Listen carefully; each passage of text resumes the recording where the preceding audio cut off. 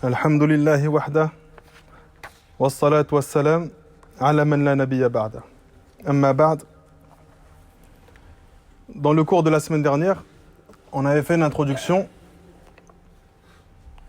sur les règles des noms et attributs d'Allah subhanahu wa ta'ala.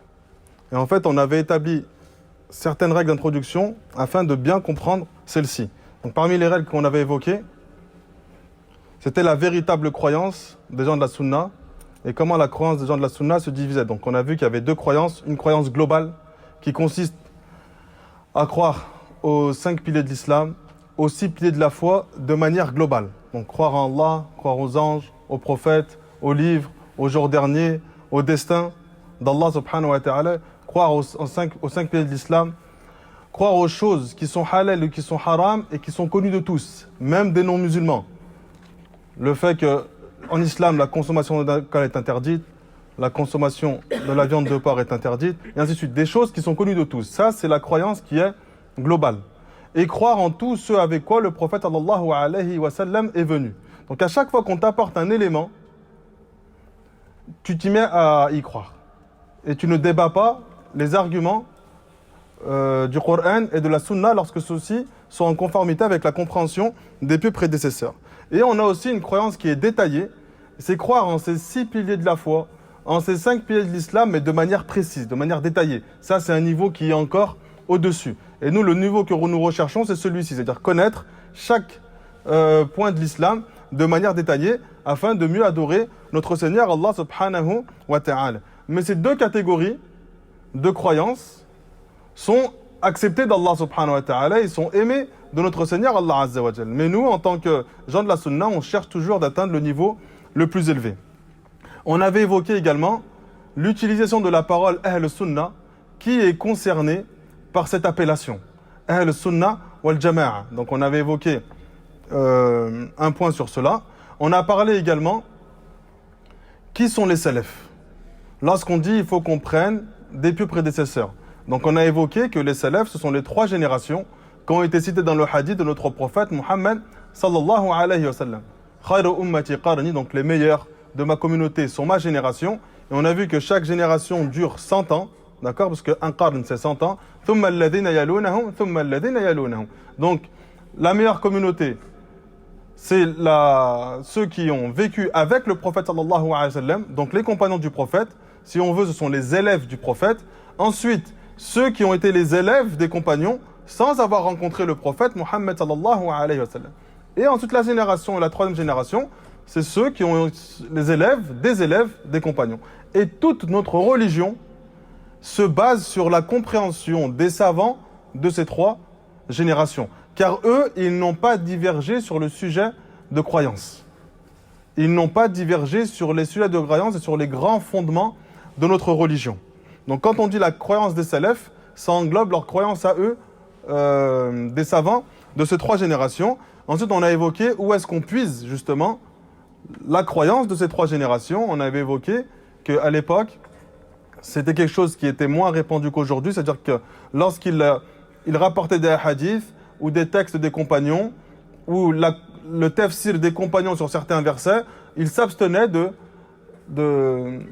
rajouter des paroles supplémentaires. Parce qu'en fait, ils maîtrisaient la langue arabe et ils comprenaient parfaitement les textes du Coran et les textes de la Sunna de notre prophète sallallahu alayhi wa sallam. Donc le simple fait de ramener un verset ou de ramener un hadith était suffisant pour leur faire comprendre de la manière dont le prophète a voulu qu'ils comprennent.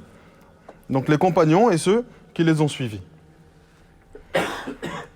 Aujourd'hui, on va avoir une autre règle qui est que toute compréhension qui est contraire à la compréhension des pieux prédécesseurs de ces 3 générations est rejetée, plus particulièrement dans les sujets qui sont de l'ordre de l'invisible.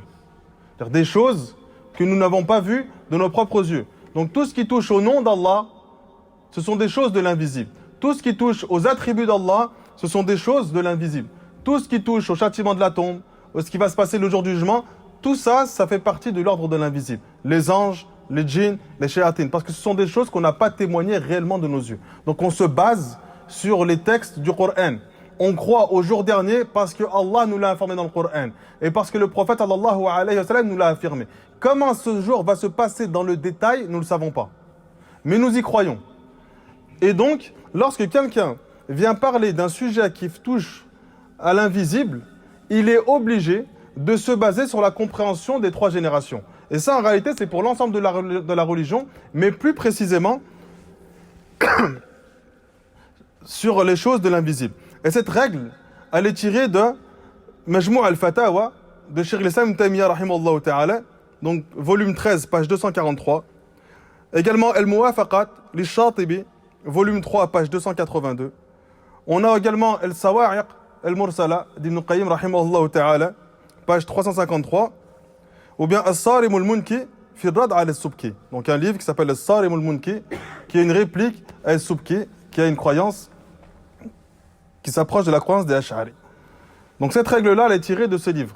Dans les autres cours sur les noms et traits attributs d'Allah, je ne donne pas beaucoup de références parce que c'est un cours qui est sous forme d'exhortation. Je veux que ça aille vite. Là, c'est des cours qui sont des règles de base. Il faut qu'à chaque fois, on rapporte les références, incha'Allah ta'ala. Et donc, cette qaïda, cette règle, elle est basée sur 3 points. La première, c'est qu'il ne nous est pas permis de tirer un enseignement d'autre chose que du Coran et de la Sunna. Donc notre base dans la compréhension de la religion est la parole d'Allah et la parole de notre prophète Muhammad sallallahu alayhi wa sallam. La deuxième règle, ou le deuxième point, c'est qu'on n'a pas droit de comprendre les textes du Coran et de la Sunna avec une autre compréhension des savants des 3 générations, des salaf as-salih. C'est interdit. Donc nous, lorsqu'on suit Cheikh al-Fawzan, Cheikh al-Albani, Cheikh al-Uthaymin, Cheikh Ibn Baz, on s'appuie sur leurs paroles à eux parce que eux s'appuient sur un des savants de ces 3 générations. Ou bien, il va s'appuyer sur un savant qui l'a précédé, Cheikh Mohammed ibn Abd al-Wahhab, Cheikh l'Islam, Ibn Qayyim et autres, parce que eux s'appuient sur les savants des 3 générations. Donc en fait, la base de notre croyance est puisée et tirée de la compréhension de ces 3 générations.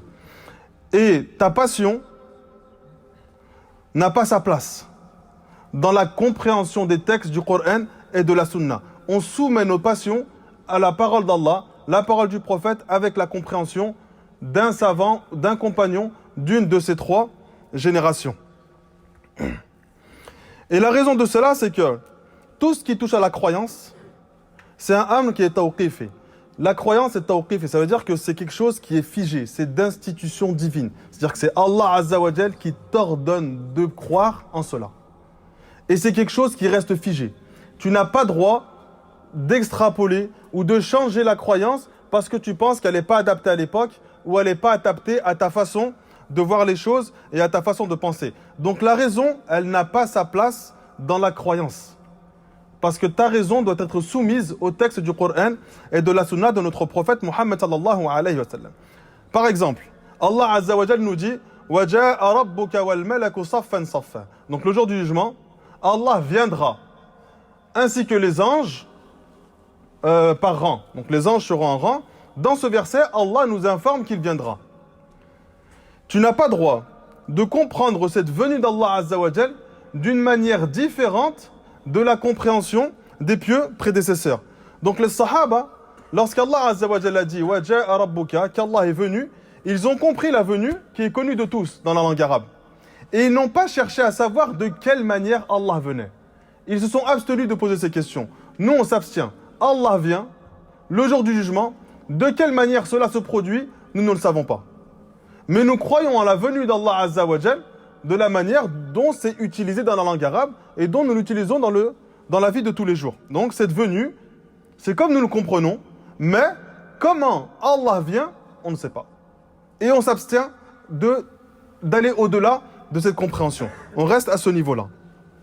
Parce que les Sahaba n'ont jamais posé la question au prophète sallallahu alayhi wa sallam sur comment Allah venait. Parce qu'ils avaient pour ordre de ne pas poser des questions sur des choses qui ne les concernent pas. Et ça, c'était une habitude des compagnons. Lorsque le prophète alayhi wa sallam apportait un hadith ou apportait un verset, il s'attardait sur ce qui les regardait dans ce verset. On a cité un exemple dans les cours précédents. Allah nous dit que dans le dernier tiers de la nuit, il descend dans le ciel le plus bas. Et il dit, qui m'invoque pour que je l'exauce? Qui me demande pardon pour que je le pardonne? D'accord? Il est connu ce hadith. Les compagnons, lorsque Allah Azza wa Jal a révélé cela au prophète et que le prophète l'a propagé aux compagnons, la première chose qu'ils ont fait, c'est s'empresser d'invoquer Allah durant ce dernier tiers de la nuit. Parce que ce qui les concerne et ce qui nous concerne dans ce hadith, c'est de savoir qu'Allah est proche de nous dans ce dernier tiers et qu'il exauce tes invocations. Et ce n'était pas de leur ressort de se poser la question sur comment Allah descend. Parce que ça ne les concerne pas. Eux, ils comprennent qu'Allah descend. Quelle est la manière dont Allah descend? Allahu a'lam. On ne sait pas et on ne s'attarde pas sur la façon dont Allah subhanahu wa ta'ala descend.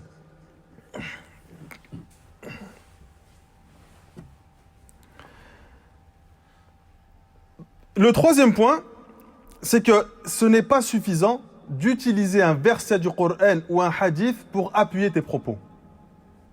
Il faut qu'en plus de ton utilisation du texte, du Coran ou de la Sunna, il faut que tu aies eu juste dans la compréhension. Et que cette compréhension soit la même que la compréhension des plus prédécesseurs. Parce que toutes les sectes se sont égarées en s'appuyant sur des textes du Coran et de la Sunna. Celui qui pense que les sectes s'égarent en s'appuyant sur d'autres choses que le Coran, alors il n'a pas réellement compris. Que ces sectes-là, elles ont pour égarement des versets du Coran. Elles s'appuient dans leurs égarements sur des versets du Coran. Elles s'appuient dans leurs égarements sur des hadiths du prophète sallallahu alayhi wa sallam. C'est pour cela qu'ils égarent les gens. Parce qu'ils viennent à toi avec des versets, ils viennent à toi avec des hadiths, mais avec une compréhension qui est totalement différente de la compréhension de ces trois générations, celle du prophète et ceux qui ont suivi le prophète sallallahu alayhi wa sallam. Les Khawarij. L'un des grands fondements des Khawarij, c'est qu'il rend mécréants ceux qui font des péchés. En l'occurrence, ceux qui font des grands péchés. Et il s'appuie sur des paroles du Coran ou des hadiths du prophète sallallahu alayhi wa sallam pour affirmer cela. Le prophète alayhi salatu wa sallam nous dit La yazni zani hina yazni wa huwa mu'min. Le fornicateur, au moment où il fornique, n'est pas croyant. Celui qui consomme de l'alcool, au moment où il consomme de l'alcool, n'est pas croyant. Celui qui vole, au moment où il vole, n'est pas croyant. Ils se sont basés sur ce hadith-là pour dire que celui qui fait ce grand péché, au moment où il fait son grand péché, il n'est plus croyant, il sort de l'islam. Mais cette compréhension n'a pas été comprise par les compagnons du prophète sallallahu alayhi wa sallam. Eux, ils ont compris et ils nous ont évoqué que celui qui fornique, sa foi, sa croyance n'est pas parfaite. C'est-à-dire que sa foi, elle est basse. Il reste croyant, mais il a une foi qui est extrêmement basse. Donc il reste musulman. Mais ce péché-là indique de la faiblesse de sa foi et de la faiblesse de sa croyance en Allah subhanahu wa ta'ala. Et il s'appuie aussi sur des versets où Allah dit Huwa alladhi khalaqakum, c'est Allah qui les a créés, faminkum mu'min wa minkum kafir. Donc c'est Allah qui les a créés, il y a soit les croyants, soit les mécréants. Il n'y a pas d'entre-deux. Et eux, en prenant ce hadith-là, ils ont dit, étant donné que le prophète a dit, celui qui fornique, au moment où il fornique, il n'est pas croyant, donc forcément il est mécréant. Ils n'ont pas mis de degré dans la croyance ou de degré dans la mécréance. Il y a des gens qui sont mécréants, mais qui sont plus mécréants que d'autres, parce que leur mal, il est beaucoup plus grave que les autres. Et bien dans la croyance, c'est pareil. Il y en a, ils sont croyants, et dans leur croyance, le niveau de croyance évolue. Il y en a qui ont une piété très élevée, et d'autres qui ont une piété bien inférieure. Celui qui fait des grands péchés, son niveau de piété, il est très bas. Mais ça n'annule pas son islam, et ça n'annule pas le fait qu'il soit musulman. Et ils se basent sur des versets du Coran pour appuyer leurs arguments. Et tout l'argumentaire des Khawarij est basé sur des versets de la sorte. Où Allah, il cite dans le Coran un grand péché, et ensuite, à la fin de ce même verset, il informe que ceux qui ont fait ce grand péché, ils vont entrer éternellement en enfer. Pourquoi ils ont compris cela? Parce qu'ils ont pris le texte avec une compréhension différente de la compréhension des plus prédécesseurs. Les plus prédécesseurs, ils avaient conscience que lorsqu'Allah Azza wa Jal parle de l'éternité d'une chose, des fois, cette éternité peut vouloir dire le fait qu'ils vont rester un long moment en enfer. Donc lorsqu'on réunit tous les hadiths et tous les textes sur ceux qui vont entrer en enfer, on s'aperçoit que les mécréants, leur entrée en enfer est éternelle et n'est pas suivie d'une sortie. Et on s'aperçoit que la croyance des pieux prédécesseurs, ceux qui font des grands péchés et qui meurent sans s'être repentis, ils vont rentrer en enfer, mais que leur entrée en enfer va être longue, mais qui va être suivie d'une sortie. Et ensuite d'une entrée au paradis. Pourquoi? Les Arabes, lorsqu'ils donnaient un prénom à leur enfant, ils donnaient un prénom de manière à ce qu'ils acquièrent la qualité qui est liée à ce prénom. Lorsqu'ils appellent leur enfant Karim, qui est la générosité, c'est parce qu'ils espéraient que leur enfant soit généreux. D'accord? Lorsqu'ils appellent leur enfant Mohammed, c'est parce qu'ils espéraient que cet enfant-là soit digne de louange. Lorsqu'ils appellent leur enfant Khalid, l'éternel ou l'éternité, c'est parce qu'ils espéraient que leur enfant vive très longtemps. Donc dans la compréhension des pieux prédécesseurs, le mot Khalid, il peut vouloir dire éternel, ou il peut vouloir dire une longue période. Et lorsqu'on réunit tous les textes, on s'aperçoit que pour ceux qui ont fait des péchés, le mot Khalid, il définit une longue période, mais qui va être suivie d'une entrée au paradis. Et pour ceux qui ont mécru, c'est une éternité qui n'est pas suivie d'une sortie et d'une entrée au paradis.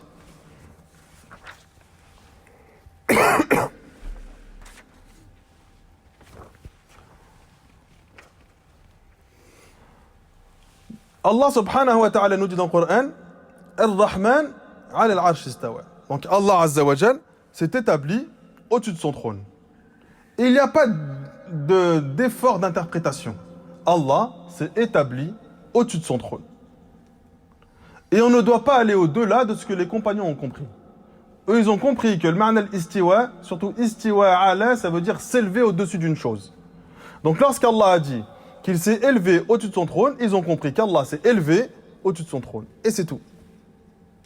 Ils n'ont pas posé la question, mais si Allah a un trône, c'est qu'il est dans le besoin d'avoir un trône. Et que si on enlève ce trône, Allah s'effondrerait. Parce que c'est de cette manière-là où ils ont changé le ma'na al-istiwa, al-istawla, istila, le fait de s'emparer d'une chose. Ils ont changé la compréhension des prédécesseurs parce que leur raison n'arrivait pas à assimiler le fait qu'Allah soit établi au-dessus de son trône. Et nous, on se base à chaque fois sur la compréhension des pieux prédécesseurs. Et les gens de l'innovation, et les gens qui sont les ennemis de l'islam, ils vont vouloir faire en sorte que l'humanité rejette la compréhension des pieux prédécesseurs. Pourquoi? La compréhension des pieux prédécesseurs, c'est un rempart à la bonne compréhension du Coran et de la Sunna. Tant que ce rempart existe, ils ne peuvent pas changer la religion d'Allah Azza wa Jalla. Dès qu'ils arrivent à faire entrer dans la tête des gens qu'on doit changer notre religion en ne se basant pas sur leur compréhension à eux, ils ont ouvert une faille dans ce rempart. Et ils vont pouvoir intégrer dans la religion des choses qui ne font pas partie de la religion. Et chacun va venir avec ses passions et ses pensées et dire « L'islam, moi je pense que c'est mieux comme ça. Je pense que cet ordre d'Allah n'est plus applicable à notre époque. Je pense que... » et ainsi de suite, comme on le voit à chaque fois. À la fin, on a une religion, chaque personne a sa propre religion parce que chaque personne base sa religion sur sa pensée à lui. Donc cette croyance des plus prédécesseurs, c'est le rempart que nous utilisons pour ne pas falsifier cette religion. On prend un autre argument, les soufis. Ils s'appuient sur le fait de demander secours au prophète sallallahu alayhi wa sallam sur un verset du Coran. Demander secours au prophète après la mort du prophète. Alors que nous savons que la demande de secours, la demande d'aide, doit se faire exclusivement envers qui? Allah Azza wa Jal. Ils s'appuient sur un verset du Coran pour justifier leur shirk. Et c'est même pas un péché là, c'est du shirk.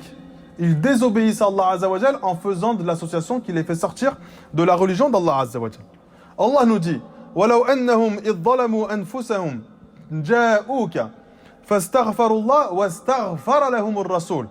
S'ils étaient venus à toi en implorant le pardon au prophète sallallahu alayhi wa sallam, et si le messager avait demandé pardon à Allah pour eux, ils auraient trouvé Allah accueillant au repentir et miséricordieux. Les soufis, ils ont pris ce verset pour dire qu'on a droit de demander des choses au prophète sallallahu alayhi wa sallam même après sa mort. Alors que les compagnons, ils ont compris ce verset, que cette demande de secours et cette demande d'aide et cette demande de pardon se fait par l'intermédiaire du prophète sallallahu alayhi wa sallam de son vivant. Et lorsque le prophète sallallahu alayhi wa sallam est décédé, il n'y a plus eu aucun compagnon qui est parti s'adresser au prophète ou à la tombe du prophète pour lui demander une chose qu'il pouvait lui-même demander directement à Allah Azza wa Jalla. Donc on a des hadiths du vivant du prophète où les compagnons allaient demander au prophète qu'il invoque Allah pour eux. Ils pouvaient le faire eux-mêmes. Mais ils connaissaient le statut du prophète alayhi salam et le fait qu'Allah a rendu ses invocations exaucées. Donc ils demandaient au prophète de son vivant. Une fois que le prophète est mort, on n'a plus eu un texte des plus prédécesseurs qu'ils se sont dirigés vers la tombe du prophète sallallahu alayhi wa sallam pour l'invoquer et lui demander secours ou lui demander toute autre chose. Les Mu'tazila, ils s'appuient sur un verset du Coran pour dire que le Coran est créé et que le Coran n'est pas la parole d'Allah Azza wa Jalla. Allah nous dit Ma ya'tihim min dhikrin min rabbihim. Donc aucun rappel venant d'Allah Azza wa Jalla qu'ils écoutent de leur Seigneur muhdathin illa istama'uhu wa hum yal'abun. Le mot la muhdath, il veut dire quelque chose de nouveau. Il peut vouloir dire quelque chose qui est créé. Eux, ils ont orienté ce texte-là d'une manière différente de la compréhension des compagnons. Les compagnons, lorsque Allah Azza wa Jalla leur a dit « Ma ya'tihim min dhikrin min rabbihim muhdathin », c'est-à-dire à chaque fois qu'un nouveau rappel de leur Seigneur venait à eux, alors ils prenaient ce rappel de manière amusée. Ils s'en détournaient. Ils ne considéraient pas ce rappel comme étant quelque chose de sérieux. Les Mu'tazila, ils s'appuient sur ce verset pour dire que le Coran, il est créé. Parce qu'Allah a utilisé le mot muhdath. Donc nous, lorsqu'il y a un mot qui est utilisé, on doit voir de laquelle manière les pieux prédécesseurs ont compris ce texte-là. Et on a dans les tafsirs qu'ils ont compris ce texte-là comme étant quelque chose de jadid, quelque chose qui est nouveau. Donc un nouveau verset venait à eux, et eux, ils prenaient ce verset à la légère, et ils l'écoutaient de manière amusée. Donc à chaque fois qu'une secte s'égare, elle s'égare en s'appuyant sur des textes du Coran et de la Sunna. Et donc on comprend de là que les textes du Coran et de la Sunna, tu vas devoir les comprendre de la manière des plus prédécesseurs, d'accord? Et pas d'une autre manière. Parce que tu peux avoir juste dans l'utilisation d'un verset ou d'un hadith et avoir faux dans la compréhension de ce verset ou de ce hadith. Donc, utiliser un verset ou un hadith n'est pas suffisant. Il faut, dans le même temps, utiliser la compréhension des pieux prédécesseurs dans ce verset et dans ce hadith. Et ça, c'est une règle extrêmement importante pour la suite de notre cours. Tout notre cours va se baser en réalité sur cette règle-là. Parce qu'on va voir que ceux qui rejettent les attributs d'Allah Azza wa Jal, ils viennent avec des arguments. Des arguments qui n'ont pas été utilisés par les compagnons du prophète sallallahu alayhi wa sallam et ceux qui les ont suivis.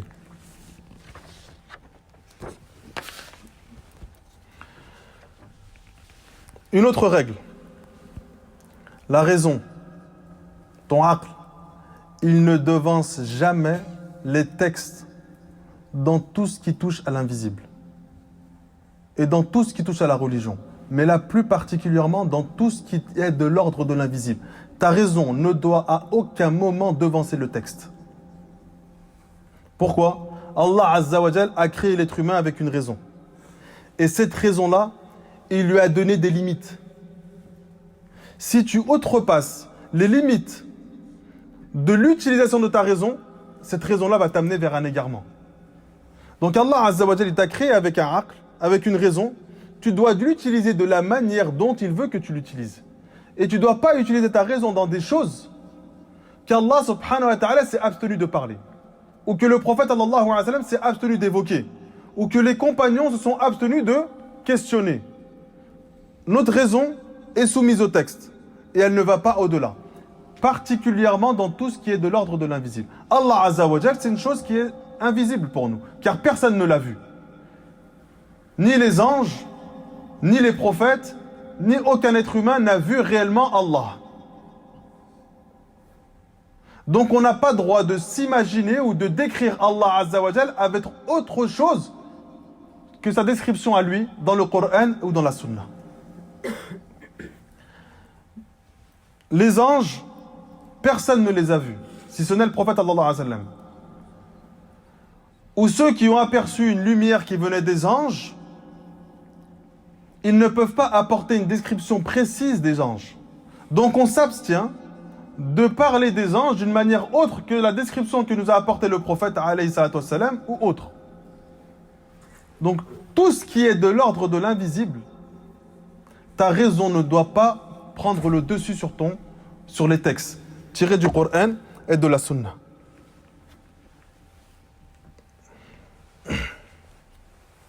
Et cette règle-là, elle est tirée de plusieurs livres.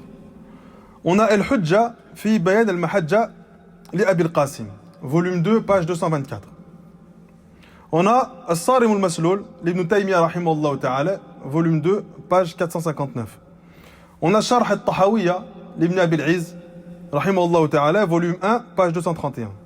Wa Ithar al-Haq ala al-Khalq l'Ibn al-Wazir, page 31. Donc, on évoque à chaque fois les références pour ceux qui veulent retrouver ces règles, d'accord? Et pour apporter un peu plus de crédit dans nos arguments.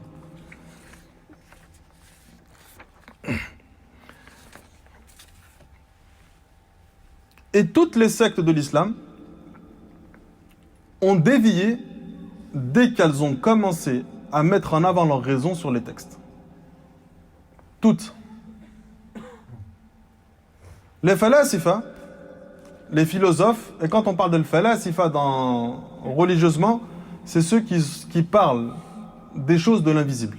Donc quand on parle de falasifa, on ne parle pas des philosophes comme Freud ou psychanalystes comme Freud ou autres, on parle de ceux qui se sont affiliés à l'islam et qui traitent de sujets qui sont de l'ordre de l'invisible. Donc quand on parle de falasifa, c'est souvent ce groupe de personnes qui est visé. Les falasifa, ils ont rejeté la croyance aux anges. Ils ont rejeté la croyance aux démons et aux shayatin. Parce que leur raison n'arrivait pas à assimiler que des anges puissent exister dans un autre monde ou dans le monde dans lequel on est et que des shayatin puissent exister. Donc ils ont dévié. Et ils ont dit les anges, en réalité, ça indique la volonté de l'être humain de vouloir faire du bien. Et les démons, le monde des démons qui est cité dans le Coran ou la Sunna, ça vient simplement nous indiquer la capacité ou la volonté de l'être humain à vouloir faire du mal. Donc on a le côté bon qui est qualifié par les anges et le côté mauvais qui est qualifié par les démons. Mais ils n'existent pas réellement. Pourquoi ? Parce qu'ils n'ont pas réussi à assimiler le fait qu'il y a d'autres mondes ou d'autres êtres qui vivent dans le monde dans lequel on est. Il y en a, ils rejettent le châtiment de la tombe parce qu'ils n'arrivent pas à assimiler que tu vas être châtié dans ta tombe, puis châtié dans l'au-delà. Ou récompensé dans ta tombe, puis récompensé dans l'au-delà.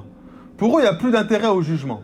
Si tu rentres dans ta tombe, et que tu sais déjà dans ta tombe, quelle est ta destination finale, quel est l'intérêt de se faire juger ? Et d'autres, comme certains ont fait parmi eux, ils ont ouvert des tombes, et on dit on ne voit pas, nous, le châtiment. Et on ne voit pas de bienfait. Ils n'ont pas assimilé qu'il y avait un entre-deux-mondes, d'accord, le barzakh, qui est que ton âme vit quelque chose que l'œil ne peut voir. Nous, dans la croyance des gens de la Sunna, on a pour croyance qu'Allah subhanahu wa ta'ala peut nous châtier dans notre tombe pour des péchés qu'on a effectués, ensuite se retrouver devant Allah et se faire juger par Allah, d'accord, sans avoir la certitude, est-ce qu'on va encore être châtié en enfer pour ces péchés-là, ou Allah va nous faire entrer au paradis. Parce qu'on sait que toute personne qui meurt croyante, sa destination finale est le paradis. C'est une promesse d'Allah. Wallah la yukhlifu al-mi'ad. Allah ne trahit pas sa promesse. Dès que tu meurs musulman, Allah t'a promis que tu allais entrer au paradis. Sauf que nous, ce qu'on recherche, c'est pas simplement une entrée au paradis. C'est une entrée au paradis qui n'est pas précédée par une entrée en enfer. Et dans les noms et attributs d'Allah Azza wa Jal, on est obligé de comprendre les noms d'Allah et les attributs d'Allah de la manière dont lui nous les a expliqués, ainsi que son prophète Muhammad sallallahu alayhi wa sallam. car notre croyance, notre raison n'a pas la capacité de comprendre l'exactitude de la perfection d'Allah subhanahu wa ta'ala. Certaines sectes, lorsqu'Allah dit qu'il s'est établi au-dessus de son trône, ils vont dire non. Leur raison va vouloir essayer de comprendre. Et ils ont dit, si Allah s'est établi au-dessus d'un trône, c'est qu'il a besoin du trône. Et si Allah a besoin d'un trône, cela veut dire que si on enlève le trône, Allah s'effondre. Ensuite, ils disent, si Allah Azza wa Jal s'est établi au-dessus de son trône, est-ce qu'il est en dehors de sa création ou est-ce qu'il est à l'intérieur de sa création? S'il est à l'intérieur de sa création, ça voudrait dire qu'Allah, il est cerné. Il y a des choses à sa droite, des choses à gauche, des choses en bas, des choses en haut de lui. Donc, tellement leur raison à réfléchir dans des choses qui ne les concernent pas, ils se sont mis à s'égarer. Alors, ils ont dit, Allah n'est pas au-dessus de son trône. Fi makan bil makan. Il est dans un endroit sans être dans un endroit. Ça veut rien dire en réalité. Ou Allah Azza wa Jalla, il ne s'est pas établi au-dessus du trône. Allah istawla, il s'est emparé du trône. Pourquoi ils disent Allah il s'est emparé du trône? Parce que ça veut dire qu'Allah en fait à la base, il n'avait pas besoin de trône. Et donc s'il s'empare d'une chose, si un jour on lui enlève le trône, il ne s'effondrera pas. Voilà leur croyance. Alors que dans leur même croyance, il y a des incohérences. Si Allah s'empare d'une chose, l'istila, c'est l'akhdh bil quwwa, le fait de s'emparer d'une chose de force. Si Allah s'empare du trône de force, si on suit votre argument et votre réflexion et vos lawazim, ça voudrait dire qu'il y avait quelqu'un avant Allah et Allah s'est emparé du trône de force. Donc si Allah il a réussi à s'emparer du trône de force de quelqu'un qui était sur le trône, il est possible que quelqu'un vienne prendre le trône à Allah Azza wa Jal. On va s'arrêter où? Donc à chaque fois que tu entres dans ce qu'on appelle les lawazim, des implications, Allah parle, non Allah il parle pas, parce que s'il parle, cela veut dire qu'il a une bouche, s'il a une bouche, cela veut dire qu'il a une langue, s'il a une langue, cela veut dire qu'il a des dents, s'il a des dents, cela veut dire qu'il a des cordes vocales et ainsi de suite. Parce que justement, leur raison n'a pas été capable d'assimiler le texte comme il est. Allah s'est établi au-dessus de son trône, point barre. Le comment il existe, nous ne le connaissons pas. De quelle manière Allah est établi au-dessus de son trône, on ne sait pas. Et on s'arrête à ça. On ne pose pas de questions au-delà de cela. Allah descend dans le dernier tiers de la nuit, il descend. On s'arrête là. On ne va pas rentrer dans notre arc. Si Allah il descend en France le jour, est-ce que dans tel pays c'est la nuit? Est-ce qu'Allah est toujours établi là-haut, dans tel pays, mais qu'en France il a? Allah il descend d'une manière parfaite qui correspond à sa grandeur. Point. On ne cherche pas à comprendre des choses en fonction de ce que nous voyons dans notre quotidien. Donc tu ne poses pas de questions sur comment est cet attribut, comment est le visage d'Allah, comment est la main d'Allah, comment est l'œil d'Allah Azza wa Jal, comment est l'élévation d'Allah, comment est le châtiment d'Allah, comment sont ci, comment sont cela, sur tout ce qui touche de l'invisible. Tu prends le texte, tu y crois et tu passes à autre chose. Et tu prends du texte qui te concerne toi pour cheminer vers ton Seigneur, Allah subhanahu wa ta'ala. Une autre règle. لا يقاس الغائب على الشاهد في باب الغيبيات. On ne fait pas d'analogie, pas de ressemblance entre les choses qui sont visibles et les choses qui sont invisibles. Et en expliquant la règle, vous allez comprendre. Et ça, c'est une des règles primordiales chez les gens de la sunna. Et plus particulièrement dans le chapitre des noms et attributs d'Allah subhanahu wa ta'ala.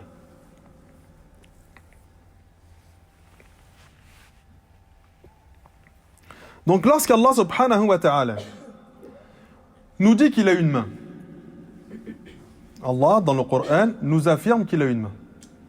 D'accord? On n'a pas droit de faire une analogie de cette main d'Allah qui est invisible, qui n'a été vue de personne, avec une chose que ton regard a déjà témoigné.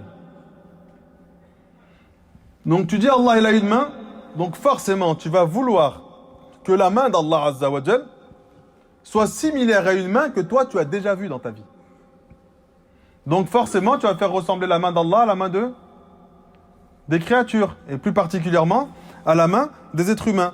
Et cette règle-là, elle est dans la Aqidat al-Sabuni, page 43, wal-i'tiqad l'ibn Abi Ya'la, wa bayan talbis al-Jahmiyya, wa dar'u ta'arud al-aql wa al-naql de Cheikh l'Islam Ibn Taymiyyah rahimahullah ta'ala. Et dans ces livres-là, ils expliquent cette règle sur la compréhension des pieux prédécesseurs. Parce que si tu n'appliques pas cette règle, tu vas commencer à faire du tamthil, tu vas faire ressembler Allah à ses créatures. Wallahu laysa kamithlihi shay. Il n'y a rien qui ne ressemble à Allah Azza wa Jal. Donc nous, on ne fait pas ressembler à Allah Azza wa Jal en affirmant qu'il a une main qui est similaire à la main des créatures et à la main des êtres humains. Et on ne fait pas d'analogie. On ne se dit pas parce qu'Allah il a une main, alors forcément sa main, elle doit être similaire à une chose que nous on voit au quotidien, qui est la main des êtres humains. Allah Azza wa Jal a un visage, cela n'implique pas que le visage d'Allah Azza wa Jal est composé d'un nez, d'oreilles et ainsi de suite. Allah il nous dit qu'il a des yeux, il a des yeux. Allah nous dit qu'il a un visage, il a un visage. Comment il est? On ne le sait pas. Mais on doit comprendre le mot visage de la même manière que nous l'utilisons dans la vie de tous les jours. Mais le comment et les détails du visage d'Allah ou de la main d'Allah ou du pied d'Allah, on ne le sait pas. Allah nous dit qu'il a cela, on l'affirme. C'est tout. Et on ne va pas au-delà de cette compréhension des pieux prédécesseurs.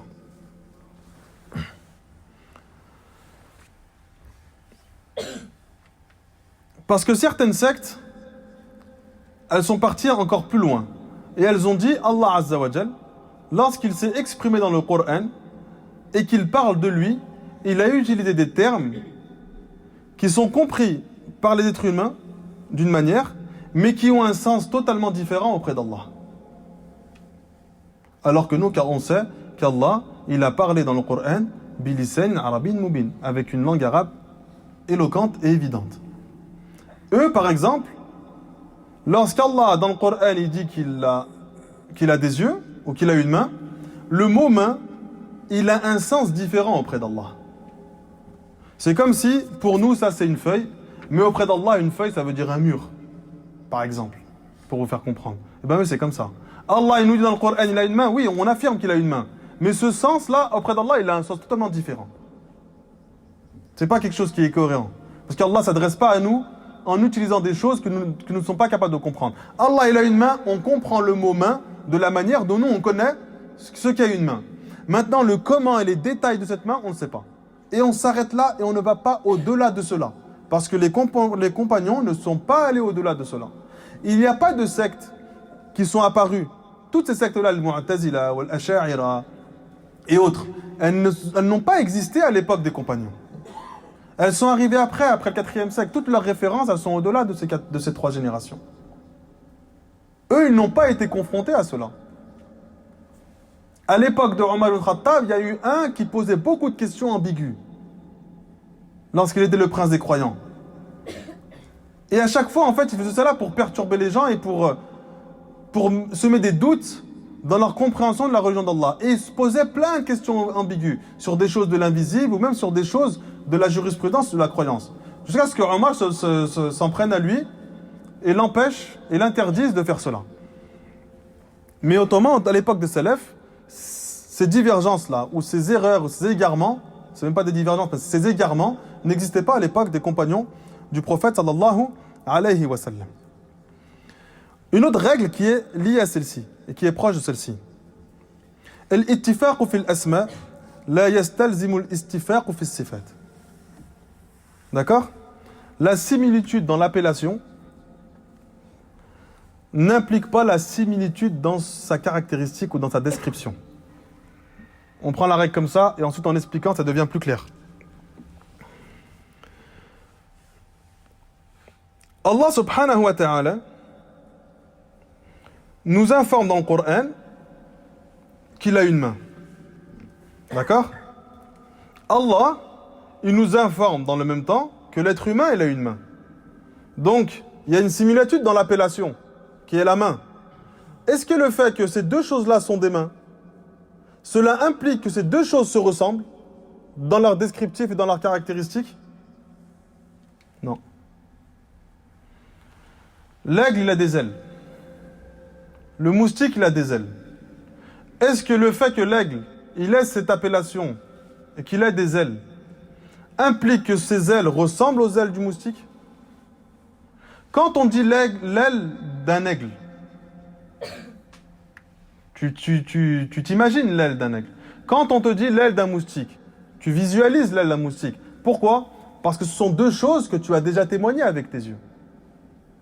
Lorsque tu dis la main d'Allah et tu dis la main de l'être humain, tu ne peux pas créer de similitude dans ces deux choses-là parce qu'il y a une des deux mains que tu n'as pas vue.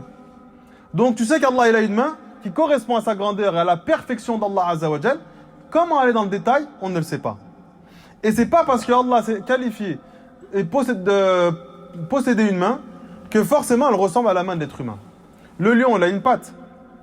Est-ce que sa patte ressemble à la patte de l'éléphant? Si tu arrives à comprendre que dans les créatures, on peut appeler une chose patte pour un lion, patte pour un éléphant, et comprendre que la patte de l'éléphant n'est pas similaire à la patte du lion, alors tu as une facilité à comprendre que la main d'Allah n'est pas similaire à la main de l'être humain. Et chacun a une main qui correspond à sa création. Donc l'être humain, il a une patte qui correspond à sa création, ou une main. Le lion, il a une patte qui correspond à sa création. L'éléphant, il a une patte qui correspond à sa création. Et Allah, il a une main qui correspond à sa grandeur, à la perfection d'Allah. Donc Allah, il a une main qui correspond à sa perfection, à sa grandeur et à son immensité. Et nous, on a une main qui est liée à notre imperfection et à notre création. C'est compris ou pas? Quelque chose d'extrêmement simple. Et c'est de cette manière-là que les pieux prédécesseurs ont compris les paroles du Coran et de la sunna de notre prophète Mohammed sallallahu alayhi wa sallam. Allah nous dit dans le Coran, sur le qawm Bilqis, قالوا نحن أولو قوة. Nous sommes des gens forts, avec une force, une puissance. Allah Azza wa Jal, lorsqu'il parle de lui, il dit Ma uridu minhum min rizqin, je ne veux pas d'eux qu'ils me donnent une quelconque subsistance. Wa ma uridu an yut'imun, je ne veux pas qu'ils me nourrissent. Inna Allah, certes Allah, huwa ar-razzaq, dhul quwwati al-matin, à la force inébranlable. Est-ce que tu comprends que la force d'Allah est similaire à la force du peuple de Bilqis? Tu comprends que la force d'Allah correspond à la perfection, à la grandeur et à l'immensité d'Allah. Et que la force de n'importe quel être humain est limitée à sa création. Et que s'il est fort, il peut y avoir quelqu'un de plus fort.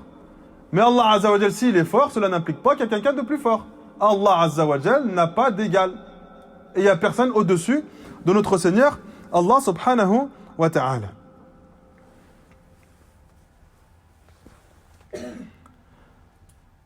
Allah subhanahu wa ta'ala nous dit dans le Coran Bal yadahu mabsutatan. Certes, ces deux mains, mabsutatan, donc sont étendues pour accorder ses dons aux êtres humains. D'accord? Ensuite, Allah, dans le même verset, lorsqu'il parle des Juifs, il dit Roulat aydihim. Parce qu'ils ont dit Yadullah maghloula. La main d'Allah est, comment ils traduisent maghloula? Fermée, avare. Il ne donne pas. Alors il dit Bal yadahu mabsutatan. Au contraire, ces deux mains sont étendues. Roulat aydihim.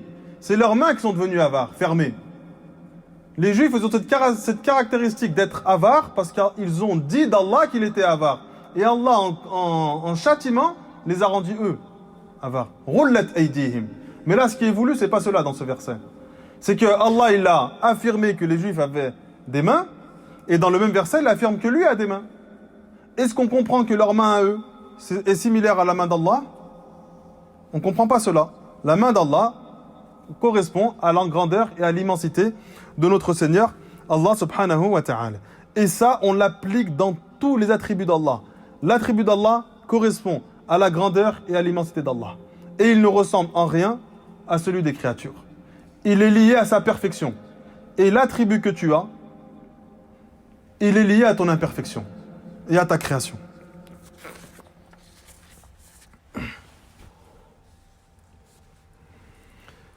Et donc, la raison pour laquelle ils se sont égarés, c'est pour deux choses.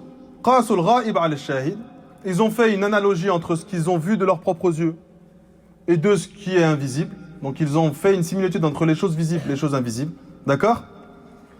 Et la deuxième raison, c'est qu'ils ont affirmé que si deux choses, on leur donne la même nomination, la même appellation, forcément ces deux choses se ressemblent dans la caractéristique.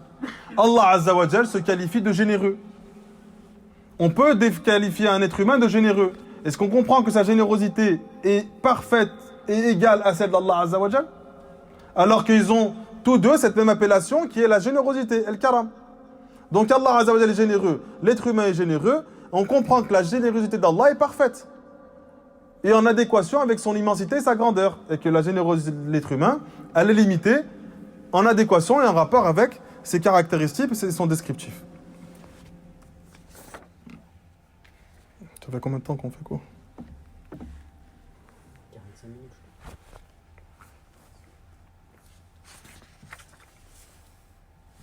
On va finir avec ça, Inch'Allah. Et une chose qui est liée à ça, c'est que à chaque fois qu'un attribut est annexé à une chose, il prend les caractéristiques de la chose à laquelle il est annexé. Des fois, les règles elles sont un peu compliquées, mais dans l'explication, ça devient plus simple. Je vais dire la main de Wissam et la main de Idriss. Je n'ai pas dit une main, une main. Je dis la main de Wissam et la main de Idriss. Chacune de leurs deux mains, même si elles se ressemblent, elles ont des particularités qui sont propres à Wissam et propres à Idriss. Donc à chaque fois qu'on annexe un attribut à Allah Azza wa Jal, cet attribut-là, il prend la perfection qui est liée à Allah. Et lorsque cet attribut, il est annexé à quelqu'un d'autre, alors il est lié à la personne à laquelle elle est annexé. Si on prend la main de quelqu'un qui est handicapé, cette main-là est liée à l'imperfection de cet être humain. Et elle a un degré bien inférieur à la main de quelqu'un qui est en bonne santé. Et bien avec Allah subhanahu wa ta'ala, étant donné qu'on a annexé, Allah il a annexé sa main à son essence, cette main prend comme caractéristique une perfection qui est liée à la perfection de notre Seigneur, Allah subhanahu wa ta'ala. Et ça, on l'applique avec tous les attributs de notre Seigneur, Allah azza wa jal. Le visage d'Allah, il est lié à la perfection d'Allah. Parce que nous, on a pour croyance qu'Allah azza wa jal, il est parfait en tout point. Et tout ce qui est annexé à Allah azza wa jal devient parfait. Et nous, on est imparfait en tout point. Et tout ce qui est annexé, lié à nous, devient automatiquement lié à notre imperfection. Donc notre main, étant donné qu'Allah il a lié cette main à notre propre personne, cette main devient imparfaite, devient limitée dans son utilisation à cause de ton imperfection à toi.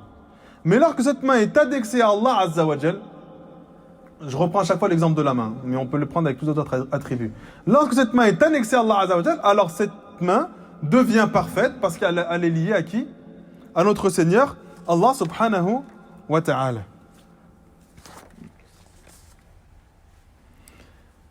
Une autre règle, c'est que la chose qui est considérée parfaite chez un être humain ou chez une créature est automatiquement rendue parfaite à Allah Azza wa Jalla. Une chose qui est parfaite pour nous, forcément Allah est le plus en droit de l'obtenir. La vie, c'est quelque chose qui rend l'être humain supérieur.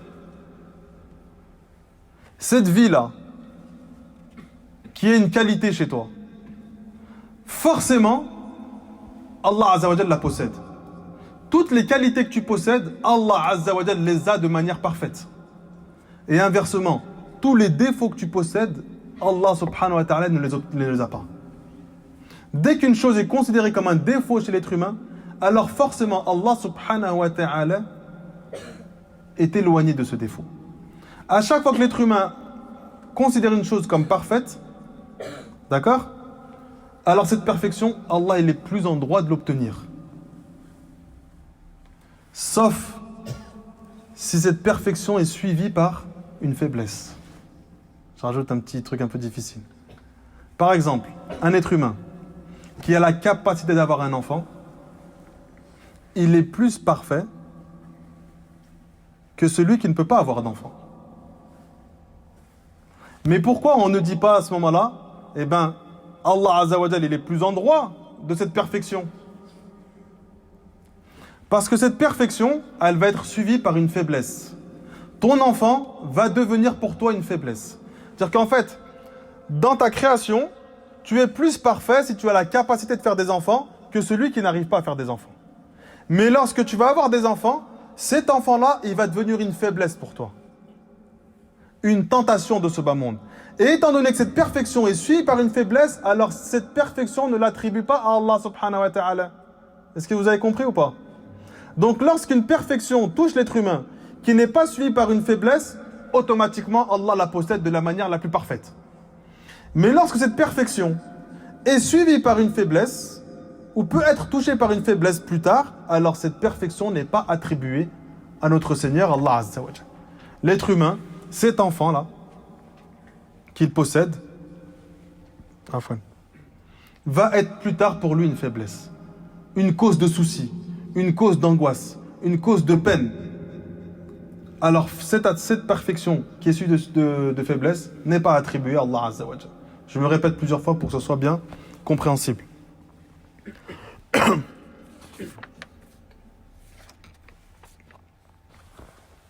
La mort, c'est une faiblesse chez l'être humain. Étant donné que c'est une faiblesse chez l'être humain, on affirme l'opposé à Allah Azza wa Jal. La perfection de l'opposé. Ça se dit ou pas? On affirme l'opposé à Allah. Donc Allah Azza wa Jal a créé l'être humain de sorte à ce qu'il meure. Cette mort-là, le fait qu'il ne peut pas vivre éternellement et que cette mort va être suivie de vieillesse et de faiblesse, alors Allah Azza wa Jal possède l'opposé de cette mort de la manière la plus parfaite, qui est une vie. Une vie parfaite et éternelle. Je ne sais pas si on peut dire éternelle sur Allah. Une vie parfaite.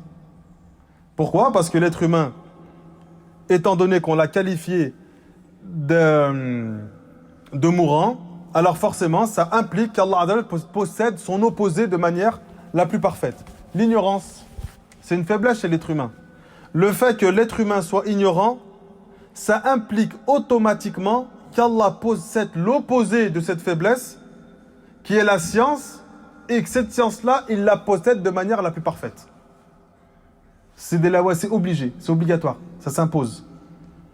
Allah subhanahu wa ta'ala, l'être humain plutôt, il peut être touché par la traîtrise, par les erreurs, par les fautes.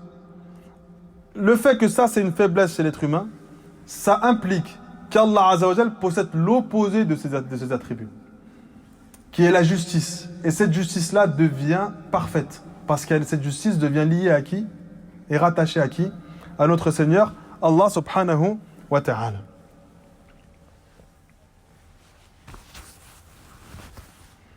Et ça, on peut l'appliquer avec tous les noms et attributs d'Allah subhanahu wa ta'ala. Le sommeil, c'est une perfection chez l'être humain. Parce que ce sommeil-là lui permet de renforcer son corps et de renforcer sa raison. Est-ce que cela implique qu'Allah Azza wa Jal possède cette perfection? Pourquoi non? Parce que cette perfection qui est le sommeil, elle est suivie d'une faiblesse. Parce que malgré que tu dors et que ce sommeil-là t'est bénéfique, cela implique et impose que ton corps a besoin de se reposer. Et ce besoin de se reposer est une faiblesse qu'on ne peut pas attribuer à Allah subhanahu wa ta'ala. Vous avez compris cette règle-là? C'est des règles en arabe qui paraissent très faciles, qui s'expliquent en quelques minutes, mais en français, je suis obligé d'essayer d'expliquer avec des mots qui sont compréhensibles pour tout le monde. Moi, je parle le français de monsieur tout le monde. Je n'ai pas utilisé des termes où en fait, la règle, tu la comprends pas, et les arguments, tu les comprends pas. On parle de manière à ce que ce soit simple dans l'esprit de tout le monde. Et lorsqu'on explique ces règles, tu te dis, mais comment certaines personnes se sont égarées avec ces règles, subhanallah. C'est super simple. On s'arrête, ce sur quoi Allah subhanahu wa ta'ala s'arrête.